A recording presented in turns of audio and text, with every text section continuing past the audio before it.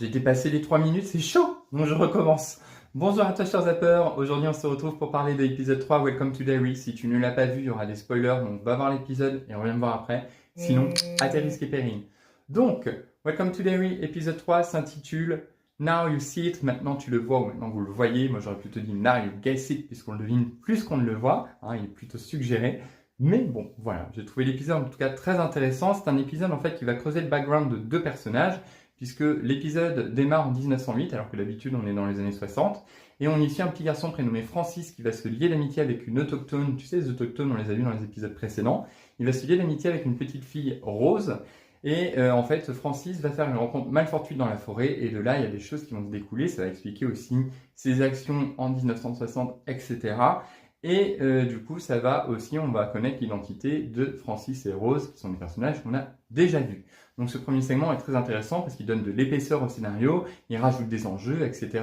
Donc ça promet des choses plutôt palpitantes pour la suite, sans t'en dire trop. Ensuite, il y a un deuxième segment où le général Shaw, je crois que c'est son titre, demande à Hanlon, le commandant qui n'a peur de rien, et Polly, d'accompagner Halloran qui a le pouvoir de vision pour essayer d'accélérer les choses autour de leur recherche de cette fameuse arme, etc. Donc ils vont prendre l'avion et il va se passer un événement assez important puisque là, nous allons enfin tomber dans des lieux qui nous sont communs si on connaît la saga It, voilà, les films. Donc voilà, je t'en dis pas plus pour pas trop te spoiler. Et puis après, du coup, on a le troisième segment où on suit de nouveau les enfants Lily, Ronnie, Will et Rich. Désolé pour l'instant, les prénoms, j'ai encore un petit peu de mal.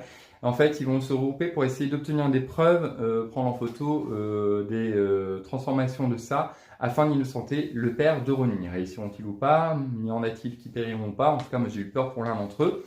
Donc voilà. Je trouve tout ça, tout ce qui se pose hyper intéressant. J'ai hâte de voir la suite pour savoir ce que ça va emmener. Pour moi, l'épisode est très bien rythmé. Je me suis pas ennuyé. Je trouve que ça prend de l'épaisseur, etc. Donc ça t'invite vraiment à revenir dans la série et avoir envie de voir la suite. Après, pour moi, le seul bémol reste toujours au niveau des effets spéciaux. Comme pour le bébé en épisode 1, je trouvais la scène d'action illisible. Je trouve que toute la scène d'action dans le cimetière avec les créatures volantes, ça va hyper vite. C'est pas bien foutu. Et j'ai pas été très fan de ce passage-là. Mais sinon, tout le reste, c'était top. Donc voilà, si tu as vu l'épisode 3 de It, Welcome to Derry, n'hésite pas à me dire en commentaire ce que tu en as pensé. Tu peux aussi aller voir les vidéos de Captain Popcorn qui lui a lu les romans. Donc du coup, je trouve que ça offre aussi une vision un peu plus complète et ces vidéos sont très intéressantes. Donc n'hésite pas à liker, à t'abonner à ma chaîne, partager et puis on se retrouve très bientôt pour de prochaines infos. Bye!